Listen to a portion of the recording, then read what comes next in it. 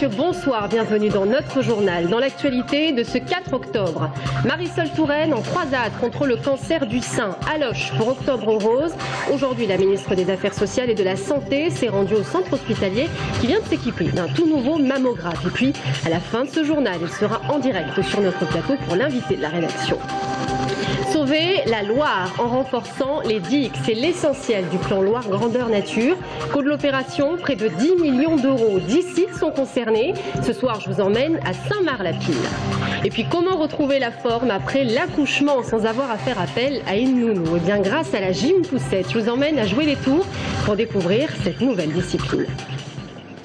Bonsoir, Marisol Touraine en visite à Loches pour Octobre Rose. La ministre des Affaires sociales et de la Santé s'est rendue au centre hospitalier de la commune qui vient de s'équiper d'un tout nouveau mammographe. Le dépistage du cancer du sein, voilà l'objectif de sa venue cet après-midi. Et la région Centre tire son épingle du jeu avec un taux de participation au dépistage de près de 60%, nettement supérieur au niveau national. Anis Michaud. Alors que l'Indre-et-Loire est bon élève en termes de dépistage du cancer du sein avec environ 65%, le Lochois, lui, affiche seulement un taux de 50%. Depuis 2 ans, l'hôpital de Loches ne réalisait plus de mammographie puisque l'ancien mammographe n'était plus aux normes et que le centre hospitalier, s'étant doté d'un nouveau scanner, ne disposait plus des moyens financiers et humains nécessaires à l'achat d'un nouvel appareil.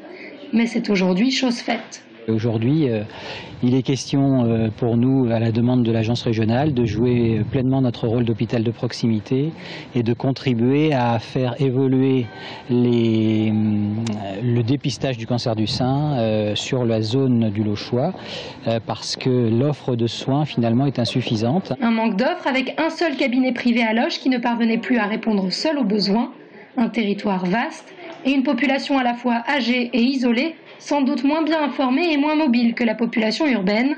Bref, les causes de cet écart entre le Lochois et le reste du département étaient multiples. Pourtant, Marisol Touraine l'a rappelé, le cancer du sein tue chaque année plus de 11 000 femmes et le dépistage à temps peut sauver des vies. 9 femmes sur 10 à qui on détecte un cancer du sein guérissent. 9 femmes sur 10. Et donc, il faut pouvoir le détecter suffisamment tôt, le dépister suffisamment tôt.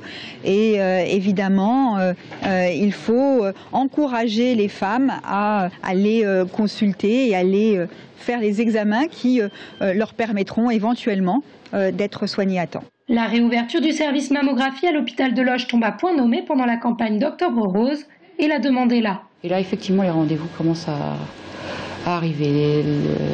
Le bouche à oreille fait que là, de nouveau, on a des demandes de rendez-vous qui arrivent. Les femmes se souviennent qu'elles doivent passer leur mammographie et elles appellent, oui. Ça va reprendre de façon, je pense, assez rapide. Le centre hospitalier a investi 110 000 € dans cet équipement et l'agence régionale de santé a participé à hauteur de 100 000 € afin de garantir cette offre de proximité et de lutter ainsi contre la désertification médicale. Et puis en marge de cette visite officielle, l'opération coup de poing du comité de défense de l'hôpital du Blanc, basé dans l'Indre. Une quarantaine de manifestants demandent à Marisol Touraine une solution urgente contre la fermeture de la maternité. La ministre a accepté de les rencontrer rapidement. Et puis dans un instant, elle nous rejoint sur ce plateau en direct pour l'invité de la rédaction. Coupure d'eau géante à La Riche. Des centaines de personnes privées d'eau courante. C'est la panne d'une pompe dans un château d'eau et de rupture d'une canalisation rue du 11 novembre qui sont à l'origine de cette coupure. Il aura fallu attendre la pause déjeuner pour que tout rentre dans l'ordre. À jouer les tours, des agriculteurs démontent les roues des caddies. Regardez ces photos sur le parking d'un supermarché Leclerc. Ça s'est passé hier soir. Une action symbolique de l'UTSEA et des jeunes agriculteurs d'Indre-et-Loire. Les éleveurs de poulets et de vaches laitières demandent une augmentation de leur prix d'achat à la grande distribution. Un impératif qui, selon eux, leur permettrait de compenser la forte hausse du cours des céréales, aliments de base pour leurs animaux. Protéger la Loire, c'est l'essentiel du plan Loire Grandeur Nature qui avait été initié en 2007. Lutter contre l'érosion en renforçant les digues, un travail de longue haleine qui a un coût, près de 10 millions d'euros. Une dizaine de sites sont concernés, mais ce soir, direction Saint-Marc-la-Pile pour une visite de chantier avec Aurélie Renaud. Le ministère de l'écologie a statué, les digues construites il y a des centaines d'années ne résistent plus aux humeurs changeantes de la Loire. Pour pallier la fragilité du terrain, un vaste programme de renforcement des digues a donc été mis en place. C'est le cas ici sur la rive droite du fleuve, à hauteur de Saint-Marc-la-Pile. La Loire s'étant enfoncée, en fait, sous le niveau de fondation se trouve au-dessus du fond du lit de la Loire. Et donc la Loire est capable de venir creuser sous la digue et donc de pouvoir faire des cavités sous la digue et donc de créer des effondrements de la digue. À l'avenir, la pose de ce tapis de roche viendra stabiliser le terrain et permettra également un accès facile au bord de Loire lors des travaux d'entretien. Un chantier représentant un enjeu majeur pour les communes voisines du fleuve. Il faut savoir qu'en 1856 et en 1866, la digue qui nous fait derrière mon dos s'est rompue à plusieurs reprises dans ces lieux mêmes et a envahi le Val avec des hauteurs d'eau de 2 à 3 mètres dans beaucoup d'endroits. Donc tous les renforcements sont pour nous un gage d'une protection non pas à 100% mais améliorée d'une manière importante.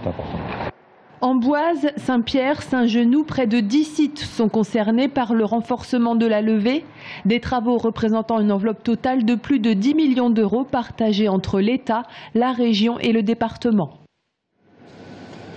Comment retrouver la forme après l'accouchement? Mais attention, sans avoir à faire appel à une nounou. Et bien grâce à la gym poussette qui connaît un véritable succès en France. Le fitness avec bébé, je vous emmène à Jouer les Tours au foyer de l'Alouette, le seul endroit dans la région centre qui vous propose cette discipline, Isabelle Berger.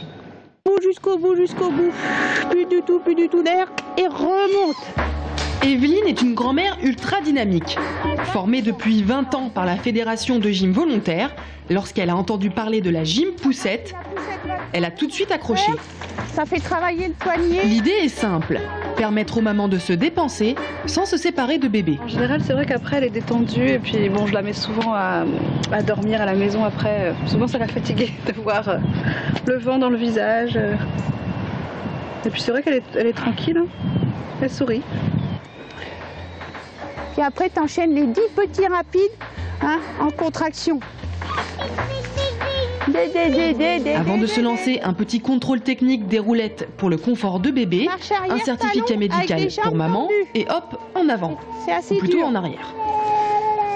8, 9, 10, on est reparti, marche active, petit pas rapide. Tu fais une très grande fente, tu vas le plus loin possible et là tu restes en équilibre. Mais le sport n'est pas la seule ambition de la gym poussette. Il s'agit bien d'une trouvaille 2 en 1, car c'est un rendez-vous, certes tonique, entre mamans, et c'est l'occasion de lier de nouvelles amitiés et d'échanger de bons conseils. Soulève et pose. La gym poussette, c'est un lien social entre plusieurs mamans. Et profiter de se remettre en forme, de garder son capital santé avec son bébé sans avoir à le faire garder. Je souffle par la poitrine, ma main s'abaisse. De quoi surtout éviter le baby blues et les kilos superflus. Décidément, la gym poussette, c'est plutôt chouette.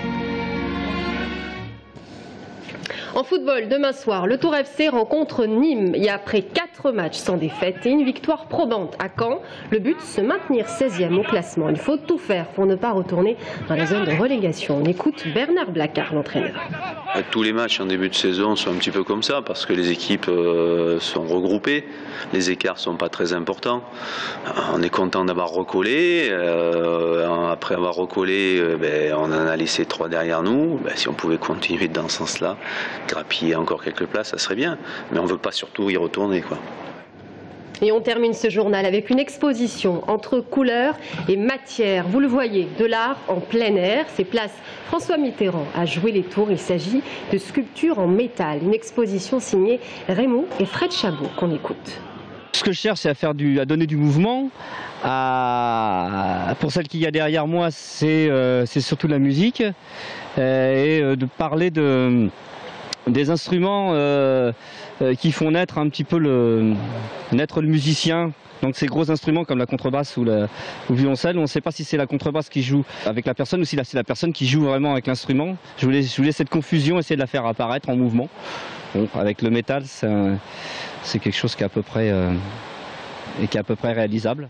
Et vous avez encore jusqu'au 26 octobre pour profiter de cette exposition. Voilà, c'est la fin de ce journal. Merci à tous de nous avoir suivis. Dans un instant, la ministre des Affaires sociales et de la Santé, Marisol Touraine, nous rejoint sur ce plateau. À tout de suite.